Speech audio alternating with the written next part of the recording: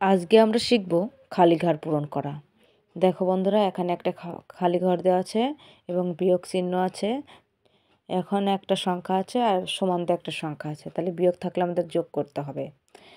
7 আর 3 10 শূন্য, হাতে 1, 8 আর 1 9 আর হাতে 1, 10 শূন্য, হাতে 1, 5 আর 4 9 আর হাতে 1, 10 শূন্য, 3 আর 6 9 আর হাতের 1, 10।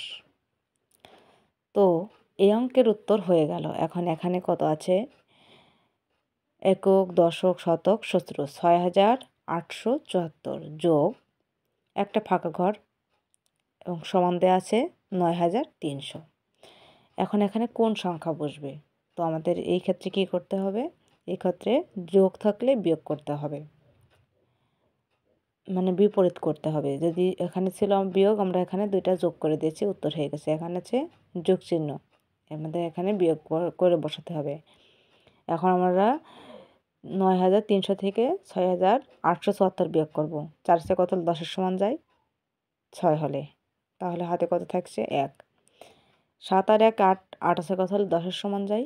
2 হলে, 2 আমরা বসিয়ে দিলাম। 8 আর হাতের 1 9, 9 আছে কত হলে 10-এর সমান যায়? 10 11 12 13, 4 হলে, হাতে কত? 1। 6 আর হাতের 1 7, 7 আছে কত হলে 9-এর সমান যায়? 2 হলে। তো বন্ধুরা দেখো, এইটার উত্তরও খুব সহজে হয়ে গেল। এখন 3 নম্বরে আছে দুইটা যোগ, এবং এখানে কোন একটা সংখ্যা বসাতে হবে যার যার উত্তর হবে একক, দশক, শতক, সত্তর, লক্ষ, 1 লক্ষ। তাহলে আমাদের প্রথমে এই দুইটা সংখ্যা যোগ করতে হবে। তো দেখো বন্ধুরা, এখানেও 2টা শূন্য, এখানেও 2টা শূন্য, দুই পাশে 2টা শূন্য, তাহলে আমরা এই 2টা শূন্য আগে বসিয়ে নেব। এখন 8 7 15 5, হাতে 1,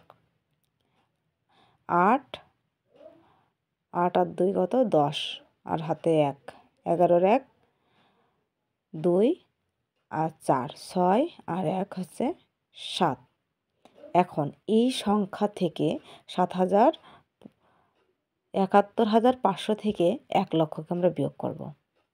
যেহেতু এখানে লাস্টে 2টো শূন্য আছে, এখানেও 2টো শূন্য আছে, তাই আমরা 2টো শূন্য আগে বসিয়ে নেব। এখন 5 আছে কত হলে 10-এর সমান যায়? 5 হলে, হাতে 1, 1 আর হাতের 1 2, 2 আছে কত হলে 10-এর সমান যায়? 8 হলে,